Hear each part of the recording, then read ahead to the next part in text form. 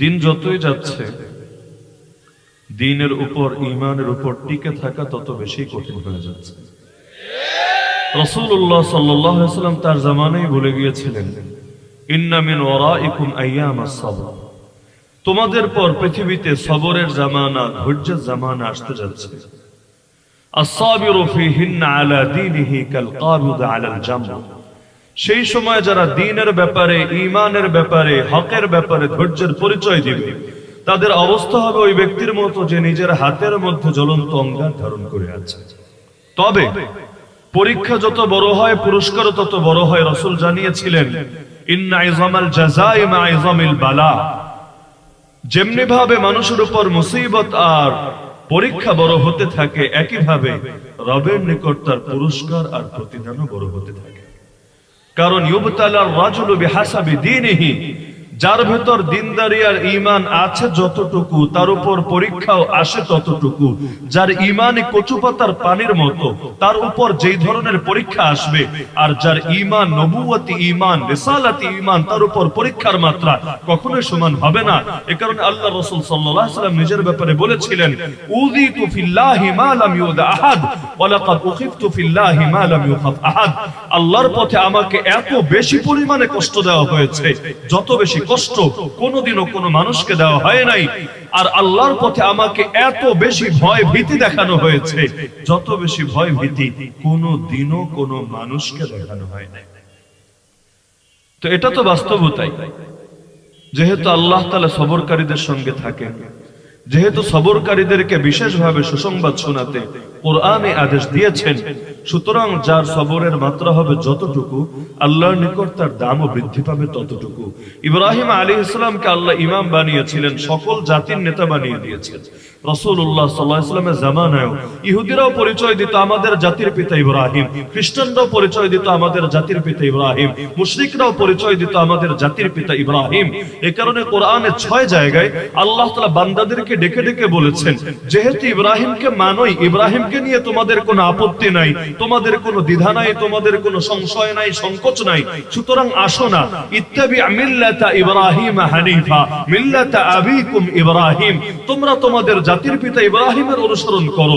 ইব্রাহিমের দুটো গুণ ছিল, একটা গুণ সে ছিল হানিফা, তাওহীদের উপর প্রতিষ্ঠিত। 2 নম্বর গুণ ওমা কানা মিনাল মুশরিকিন, তাওহীদের অপরিহার্য দাবি, তিনি কারো সঙ্গে, আল্লাহর সঙ্গে কাউকে শরীক করেন নাই, কখনোই তিনি মুশরিকদের অন্তর্ভুক্ত ছিলেন না। তো ইব্রাহিম আলাইহিস সালামকে আল্লাহ কখন জানালেন, আমি তোমাকে সব জাতির নেতা বানাবো? আল্লাহ নিজেই কোরআনে তুলে ধরেছেন, ওয়া ইয ইবতালা ইব্রাহিম রাব্বুহু বিকালিমাত। স্মরণ করো এই সময়ের কথা, যখন ইব্রাহিমের রব ইব্রাহিমকে অনেকগুলো বিষয় দিয়ে পরীক্ষা করলেন, ফাআতাম্মাহুন, সবগুলোকে তিনি পূর্ণভাবে বাস্তবায়ন করলেন। পরীক্ষায় 100% মার্ক নিয়ে তিনি পাশ করলেন। ক্বালা ইন্নী জাইলুকা লিন-নাস ইমামা, তখন আল্লাহ জানিয়ে দিলেন, শোনো, আমি তোমাকে সমগ্র মানব জাতির নেতা বানিয়ে দেব। তিনি জিজ্ঞেস করেছিলেন, আল্লাহ, ক্বালা ওয়া মিন যুররিয়াতি, আমার বংশধরদের থেকেও কি বিষয়টা এমনই হবে? আমার পরে আমার বংশে যারা আসবে তারাও কি গোটা দুনিয়ার সকল মানুষের নেতা হবে? আল্লাহ বললেন, হ্যাঁ হবে, তবে লা ইয়ানালু আহদি যালিমিন, তোমার বংশে এসেও কেউ যদি জালেম হয়, কেউ যদি মুশরিক হয়, কেউ যদি পাপিষ্ঠ হয়, তার জন্য আমার এই অঙ্গীকার থাকবে না। বাকিদের ব্যাপারে আমার একই অঙ্গীকার, আমি তাদেরকে বানিয়ে দেব নেতা। তবে কখন বানাবো? অন্য আয়াতে বলেছেন, ওয়াজআলনাহুম আইম্মা ইয়াহদুনা বিআমরিনা লাম্মা সাবারু ওয়া কানু বিআয়াতিনা ইউকিনুন, আমি তাদেরকে নেতা বানিয়েছি, ইমাম বানিয়েছি, যারা আমার নির্দেশ অনুসারে মানুষকে সরল সত্য পথ দেখায়। তবে তখনই বানিয়েছে নেতা যখন দুটো গুণের পরিচয় দিয়েছে তারা। 1 নম্বর গুণের নাম সবরের গুণ, যখন তারা সবর করেছে, আর 2 নম্বর গুণ ওয়াকানু বিআয়াতিনা ইউকিনুন।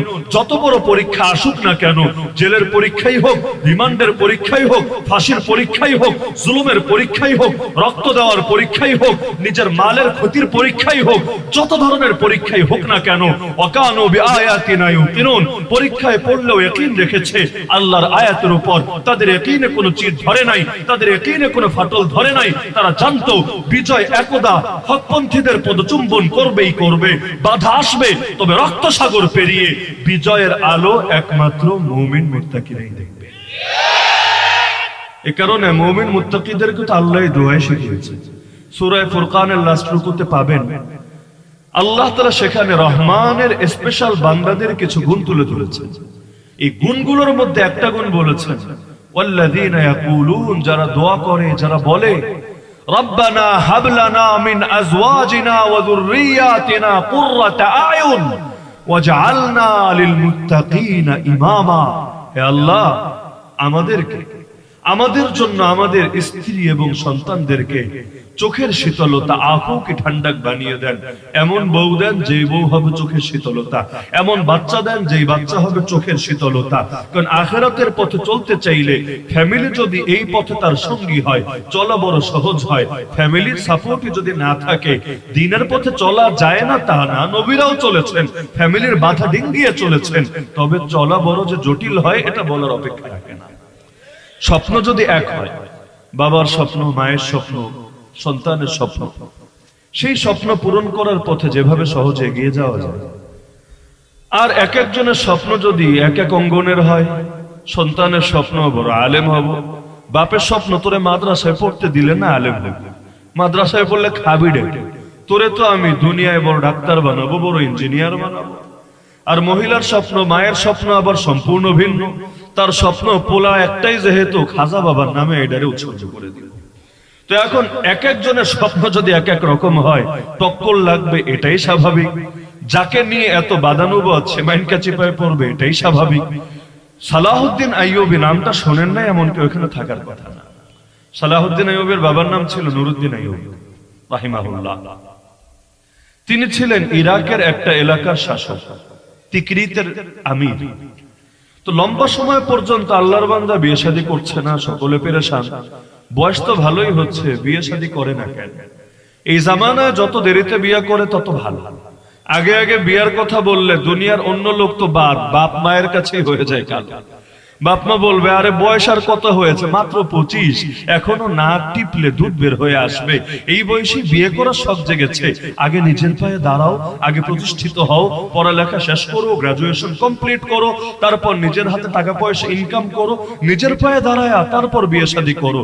এখন আবেগের বয়স, আবেগের বয়সে বিয়ে করতে হয় না, বিবেকের বয়স আসুক, তারপর বিয়ে করে উল্টায় ফেলবা।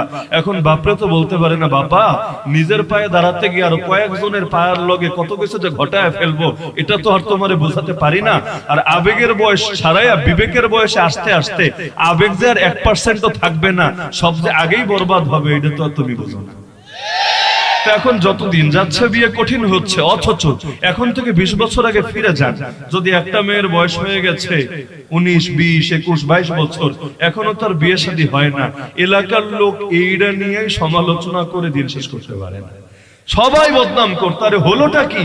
মনে হয় কোনো ভেজাল আছে, ডাল মে কুছ কালা তো জরুর হয়, না হলে বিয়েটা হয় না কেন? সবার তো হয়, আর হয় না কেন? কোনো না কোনো ঘাপলা তো অবশ্যই আছে।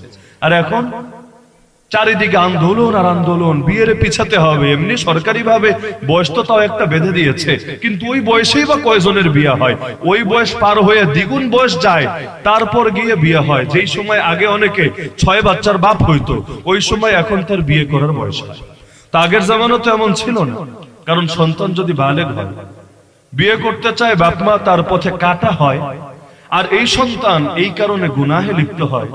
গুনাহের দায় শুধু তার একার কাঁধে যায় এমন না, গুনাহের দায় অটোমেটিক তার বাপের কাঁধেও অর্পিত হয়।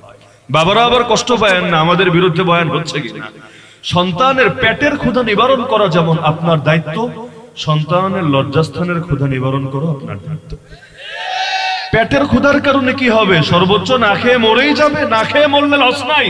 আল্লাহ চাইলে তার শহীদি মাকাম দিয়ে দিবে, কিন্তু লজ্জাস্থানের ক্ষুধার কারণে সে যদি অভাবে স্বভাব নষ্ট করে, দেশে যখন দ্রব্যমূল্যের ঊর্ধ্বগতি হয়, দেশে যখন মানুষের হাতে টাকা পয়সা কমে আসে, সেই সময় দেখবেন অটোমেটিক চুরি ডাকাতি বাড়তে থাকে।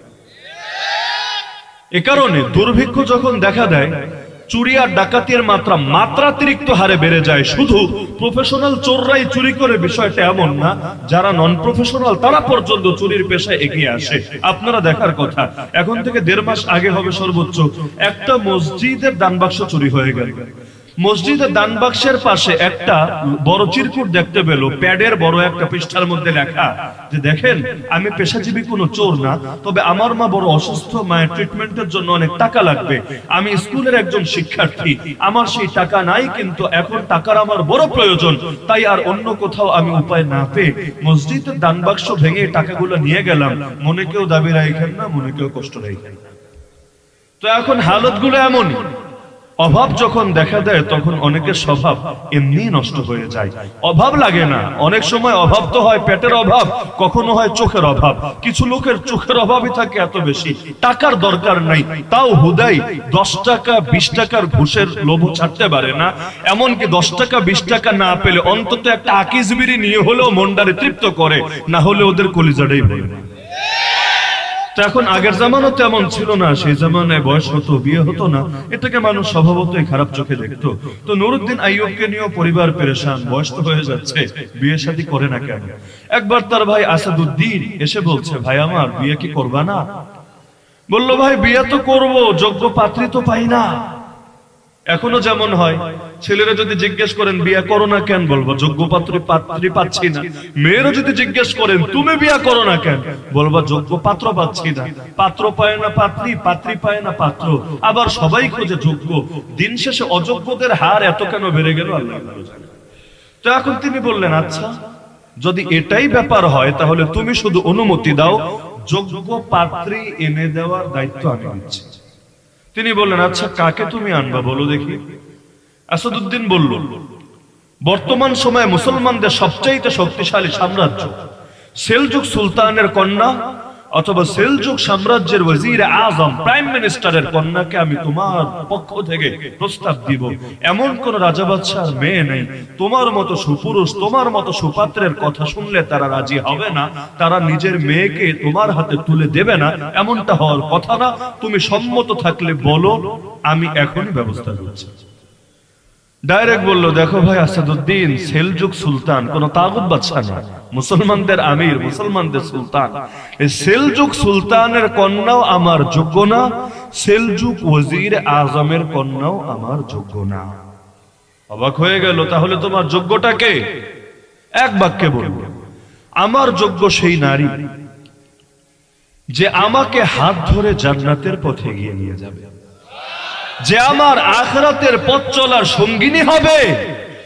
আল্লাহ তাআলা যার গর্ভে আমাকে এমন একটা সুপুত্র দান করবেন, বড় হয়ে যে দক্ষ ঘোড়সওয়ার হবে, সে সেই ঘোড়ার পিঠে চড়ে মুসলমানদের হারানো প্রথম কিবলা আল আকসাকে মুক্ত করে আনবে। এই কথা শুনে আসাদুদ্দিন অবাক হয়ে বলল, আরে এটা কি কোনো ছেলে খেলা নাকি? তুমি চাইলে আর হয়ে গেল, এমন মেয়ে পাওয়া এটা যেন তেন ব্যাপার না। নাজমুদ্দিন আইয়ুব বলল, আমার যা কাজ আমি করছি, আমি চেষ্টাও চালাচ্ছি, আল্লাহর কাছে দোয়াও করছি। আস-সাইয়ু মিন্না ওয়াল ইতমামু মিনাল্লাহ। আমরা তো চেষ্টাই করতে পারি, পূর্ণতা তো আল্লাহ দেন, যাকে চান তাকে দেন। আমি আমার চেষ্টা করতে থাকি, আল্লাহ যদি কপালে লিখে রাখেন পাবোই পাবো ইনশাআল্লাহ। এখন দিন গড়িয়ে যায়, সপ্তাহ গড়িয়ে যায়, মাস গড়িয়ে যায়, এমন মেয়ে পায়ও না, বিয়ে আর হয় না। একদিন বসে আছে তার শাইখের মজলিসে নসিহত শোনার জন্য। আগেকার রাজা বাদশারা তো এখনকার রাজা বাদশাদের মতো না, হুজুরদের ধরে ধরে পিটাবে, হুজুরদের ধরে ধরে জেলখানায় ফেলে রাখবে, তার মুখেই হকের বাণী উচ্চারিত হবে, তার জবানে লাগাম লাগানোর জন্য প্রচেষ্টা চালাবে। আর একদল তেলবাজ, একদল দলান্ধ, একদল মুসলমানের নাম ব্যবহারকারী কাফেরদের আদর্শ লালনকারী লোক, এই ক্ষেত্রে তাদেরকে ভরপুর সহযোগিতা দিবে। আগেকার হালত ছিল এমন, যুদ্ধের ময়দানেও যখন যেত, শায়েখদেরকে নিয়ে যেত, আলেম ওলামাদেরকে নিয়ে যেত। যেমন সুলতান মুহাম্মদ আল ফাতেহ এই যে তুরস্ক বিজয় করেছিল, কনস্টান্টিনোপল বিজয় করেছিল, এই ইতিহাস তো সকলে জানে, কিন্তু অনেকেই যেটা জানে না, তিনি সেই যুদ্ধের ময়দানেও জাহাজে করে নিজের পীরকে, নিজের শায়েখকে নিয়ে গিয়েছিলেন, পুরো টাইম তার কাছে দোয়া চেয়েছেন, শেষ আক্রমণটাও তার দোয়া নিয়ে করেছেন। তো এখন শাইখের মজলিসে বসে আছেন, নসিহত শুনছেন, এমন সময় একটা মেয়ে এসে মসজিদের আড়াল থেকে শাইখকে ডাক দিল, শাইখ জরুরি কথা আছে, আমাকে একটু সময় দেন। শাইখ উঠে দাঁড়ালেন, নাজমুদ্দিন আইয়ুব কান পেতে আছে, কি বলবে? একটা মেয়ে হঠাৎ করে তার কি এমন কথা বলার জরুরত পড়লো, তাকে মজলিস থেকে ডেকে উঠাতে হবে। শায়েখ কাছাকাছি গেলেন, গিয়ে জিজ্ঞেস করলেন, তোমার কি অবস্থা? তোমার কাছে এবারও, তোমার ফ্যামিলির কাছে এবারও যে পাত্র পাঠালাম তাকেও রিজেক্ট করে দিলা, তুমি চাচ্ছটা কি?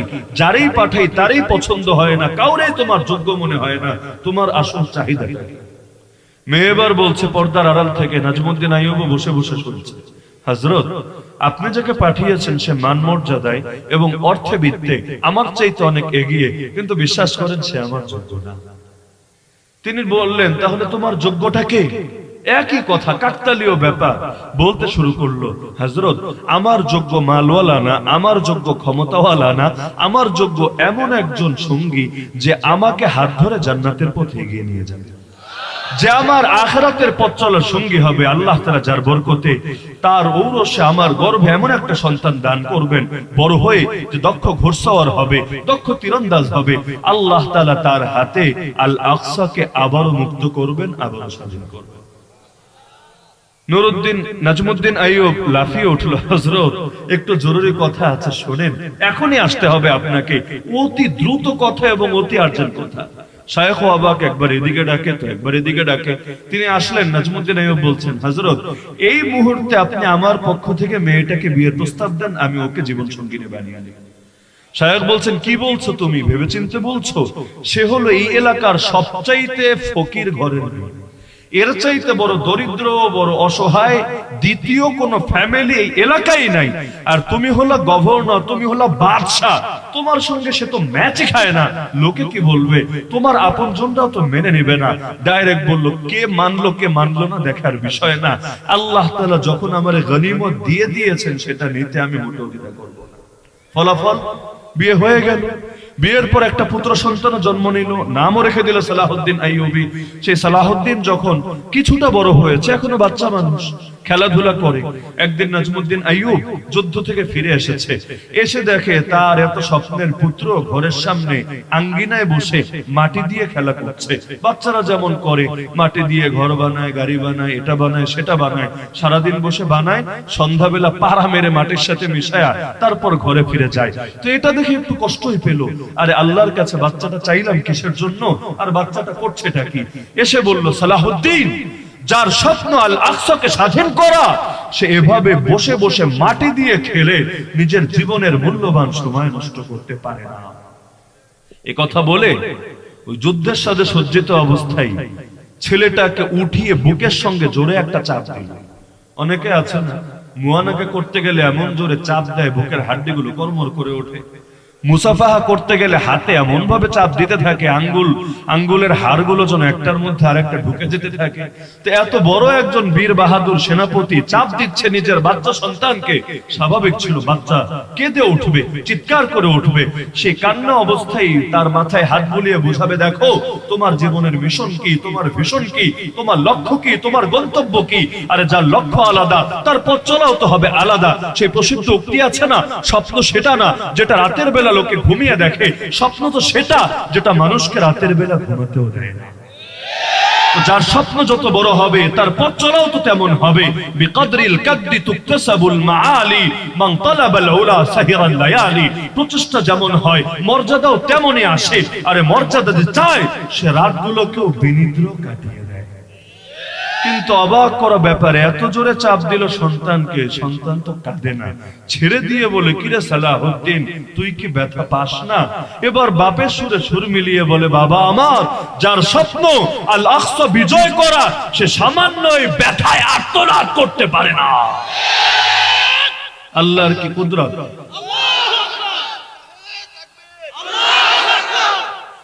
সেই যে মিশন নিয়ে নামলেন, এমন ভাবে মিশনকে আগলে ধরে রাখলেন, জীবনে একটাবার হজ করতে পারেন না, উমরা করতে পারেন।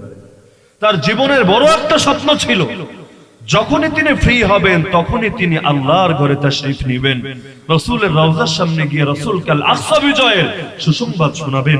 কিন্তু ক্রুসেডারদের বিরুদ্ধে যুদ্ধ তাকে এত বেশি ব্যস্ত করে রেখেছিল, একদিনের জন্য ফ্রি হতে পারেন নাই। প্রতি বছর হাজীদের কাফেলাকে বিদায় জানাতেন, কেঁদে কেঁদে বুক ভাসাতেন। বড় আশা থাকতো হয়তো আগামী বছরের মধ্যেই আমার মিশন সম্পন্ন হবে, আমি আল্লাহর ঘরের মেহমান হতে পারবো। দেখতে দেখতে জীবনটাই কেটে গেল। বয়স খুব বেশি হয় নাই, 60-এর কোঠায়ও যায় নাই, 50-এর কোঠায় থাকতে আল আকসাও স্বাধীন হলো। আল্লাহর বান্দা স্বাধীন হওয়ার পরপরই সেই যে বিছানায় লুটিয়ে পড়লো মুমূর্ষু হয়ে, আর উঠতে পারলো না, সেখান থেকে লাশ হয়ে ডাইরেক্ট কবরে পৌঁছে গেল। কিন্তু যেই স্বপ্ন দেখেছিল, স্বপ্নকে ঠিকই জমিনে বাস্তবায়ন করে গিয়েছিল। তা আল্লাহর কাছে দোয়া করতে হয়, এটা কবুল তো আল্লাহর থেকে হয়।